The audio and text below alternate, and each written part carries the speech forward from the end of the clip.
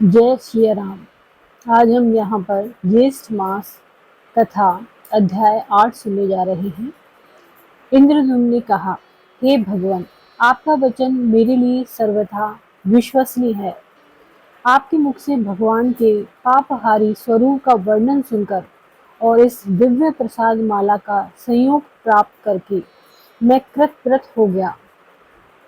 अनेक जन्मों में उपार्जित मेरे समस्त पाप राशि आज नष्ट हो गए।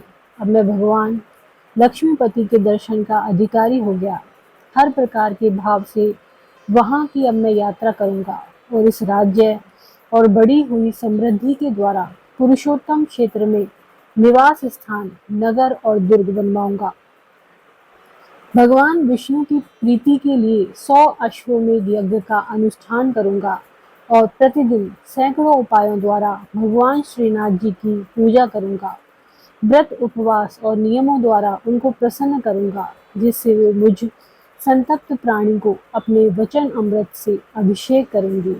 इस प्रकार राजा इंद्रद्युम्न श्रद्धा और भक्ति भाव से भगवान जगदीश्वर की स्तुति करने लगे और इतने में संपूर्ण भुवनों को देखने की उत्सुकता रखने वाले स्वयं देव ऋषि नारद मुनि वहां आ गए।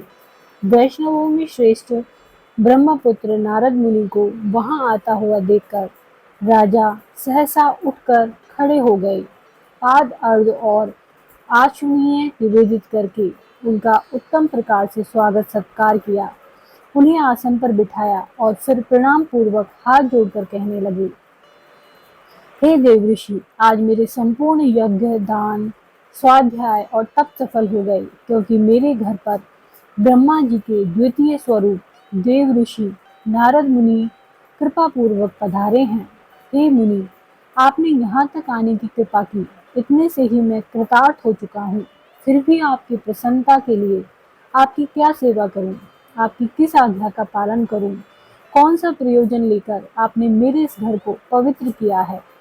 इस प्रकार अत्यंत भक्ति भावपूर्ण और विनय पूर्वक की राजा की वाणी सुनकर नारद जी मुस्कुराते हुए बोले, हे राजन, आपके निर्मल गुणों से ब्रह्मा आदि सभी देवता, सिद्ध और मुनि अत्यंत प्रसन्न है।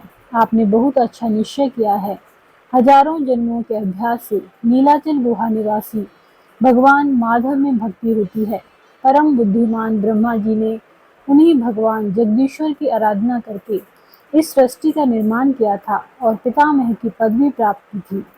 आप ही उन्हीं के वंश में उत्पन्न हुए हैं, इसीलिए भगवान के प्रति आपकी ऐसी भक्ति होना यह उचित ही है।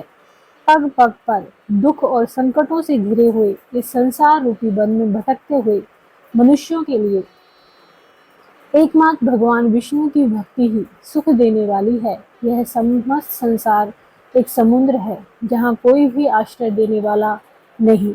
सुख दुख आदि द्वंद्वों की प्रचंड आंधी से इसमें सदैव तूफान आता रहता है और इसी कारण से यह अत्यंत दुस्तर है।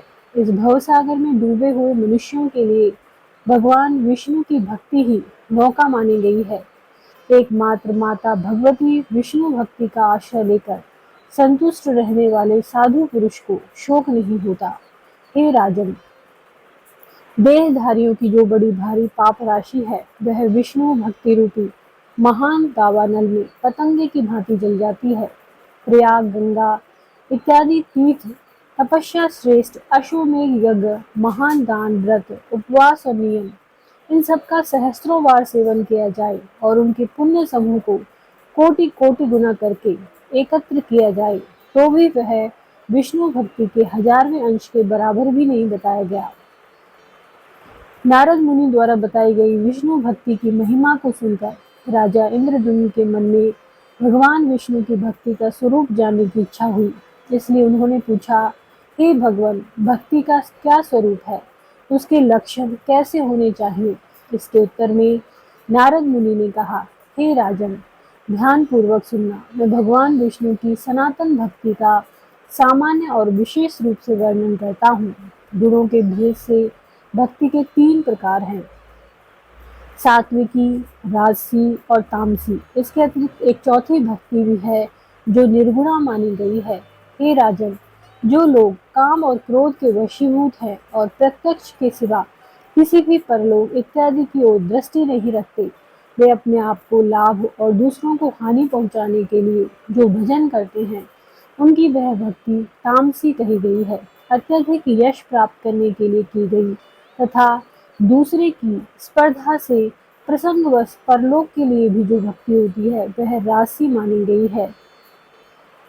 पारलौकिक लाभ को स्थायी समझकर और इस लोक के समस्त पदार्थों को नश्वर देखकर अपने वर्ण और आश्रम के धर्मों का परित्याग न करते हुए आत्मज्ञान के लिए जो भक्ति की जाती है, वह सात्विकी भक्ति है।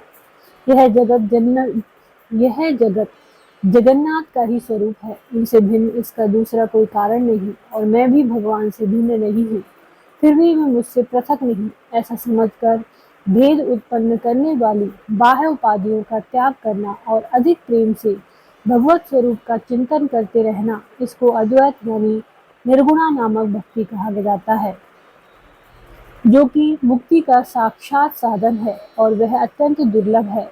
हे राजन, अब मैं आपको भगवान विष्णु के भक्तों का लक्षण बताता हूँ, जिनका चित्त अत्यंत शांत है, जो सबके प्रति कोमल भाव रखते हैं, जिन्होंने स्वेच्छा अनुसार अपनी इंद्रियों पर विजय प्राप्त की है, जो मन, वाणी और क्रिया द्वारा कभी दूसरों से द्रोह करने की इच्छा नहीं रखते, जिनका चित्त दया से द्रवीभूत होता है और जो चोरी और हिंसा से सदा ही मुख मोड़ते हैं, सद्गुणों के संग्रह और दूसरों के कार्य साधन में जो प्रसन्नता पूर्वक संलग्न रहते हैं, सदाचार से जिनका जीवन सदा उज्जवल बना रहता है, दूसरों के उत्सव को अपना उत्सव मानते हैं, सभी प्राणियों के भीतर भगवान वासुदेव को विराजमान देकर किसी से भी ईर्ष्या या द्वेष नहीं करते, दीनों पर दया करना जिनका स्वभाव बन गया है और जो सदा परहित साधन की इच्छा रखते हैं।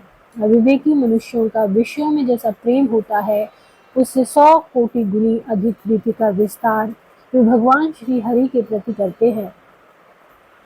वे नित्य कर्तव्य बुद्धि से भगवान विष्णु स्वरूप शंकर आदि देवताओं का भी भक्ति पूर्वक पूजन और ध्यान करते हैं। पितरों में भगवान विष्णु ही बुद्धि रखते हैं। भगवान विष्णु से भिन्न किसी दूसरी वस्तु को नहीं देखते। समष्टि और व्यष्टि सब भगवान के स्वरूप हैं। भगवान जगत से भिन्न रहकर भी अभिन्न है। हे भगवान जगन्नाथ, मैं आपका दास हूँ, आपके स्वरूप में भी हूँ, मैं आपसे पृथक कदापि नहीं हूँ। जब आप भगवान विष्णु अंतर्यामी रूप से सबके हृदय में विराजमान रहते हैं, तब सेव्य अथवा सेवक कोई भी आपसे भिन्न नहीं है। इस भावना से सदा सावधान रहकर जो ब्रह्मा जी के द्वारा वंदनीय युगल चरणारविंद वाले भगवान श्री हरि को सदैव प्रणाम करते हैं, उनके नामों का कीर्तन करते हैं, उन्हीं के भजन में तत्पर रहते हैं और संसार के लोगों के समीप अपने आप को तृण के समान तुच्छ मानकर विनयपूर्ण बर्ताव करते हैं, जगत में सभी लोगों का उपकार करने के लिए जो कुशलता का परिचय देते हैं, दूसरों के कुशलक्षेम को अपना ही मानते हैं, दूसरों का तिरस्कार देखकर उनके प्रति दया से द्रवीभूत हो जाते हैं और सबके प्रति मन में कल्याण की भावना करते हैं, वे विष्णु भक्त के नाम से प्रसिद्ध होते हैं। जो पत्थर पर धन और मिट्टी के ढेले में पराई स्त्री और कूट शालमली नामक नरक में मित्र शत्रु भाई तथा बंधु वर्ग में समान बुद्धि रखने वाले हैं, वे ही निश्चित रूप से विष्णु भक्त के नाम से प्रसिद्ध है। जो दूसरों की गुण राशि से प्रसन्न होते हैं और पराये मर्म को ढकने का प्रयत्न करते हैं, परिणाम में सबको सुख देते हैं, भगवान में सदा मन लगाए रहते हैं और प्रिय वचन बोलते हैं, वे ही वैष्णव के नाम से प्रसिद्ध हैं। जो भगवान के पावारी शुभ नाम संबंधी मधुर पद का जप करते हैं, जय जय की घोषणा के साथ भगवान नाम का कीर्तन करते हैं, वे अकिंचन महात्मा वैष्णव के रूप में प्रसिद्ध है, जिनका चित्त श्री हरि के चरणार बिंदों में निरंतर लगा रहता है। जो प्रेम आधिक्य के कारण जड़ बुद्धि सदृश्य बने रहते हैं, सुख और दुख दोनों ही जिनके लिए समान हैं, जो भगवान की पूजा में चतुर हैं और अपने मन तथा विनय युक्त वाणी को भगवान की सेवा में समर्पित कर चुके हैं, वे ही वैष्णव के नाम से प्रसिद्ध हैं। मद और अहंकार गल जाने के कारण जिनका अंतःकरण अत्यंत शुद्ध हो गया है, अमरों के विश्वसनीय विश्वसनीय बंधु भगवान नरसिंह का यजन करते जो शोक रहित हो गए हैं, ऐसे वैष्णव निश्चय ही उच्च पद को प्राप्त होते हैं। भगवान में सदैव उत्तम भक्ति रखने वाले भक्तों के शुभ चरित्र और लक्षण का वर्णन मैंने आपसे कह सुनाया। यह मनुष्यों के कानों में पड़ते ही उनके चीर संचित मल का नाश कर देता है।